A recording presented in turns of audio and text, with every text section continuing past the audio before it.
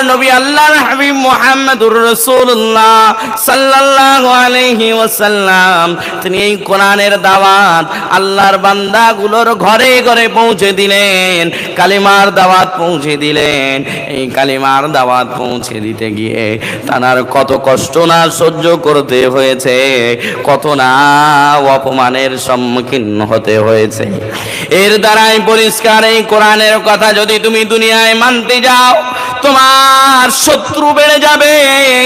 এই কোরআনের বিধান যদি তুমি তোমার সমাজে বাস্তবায়ন করার চেষ্টা করো, বিশেষ করে কোরআনের হুকুম, অন্য কারোর হুকুম নয়, আল্লাহর হুকুম কোরআনের হুকুম যদি তোমার সমাজে, তোমার পরিবারে, তোমার রাষ্ট্রে যদি তুমি কায়েম করার চেষ্টা করো, তোমার পিছনে শত্রু লাগবে, এমনকি তোমার মেরে ফেলার চেষ্টাও করা হবে।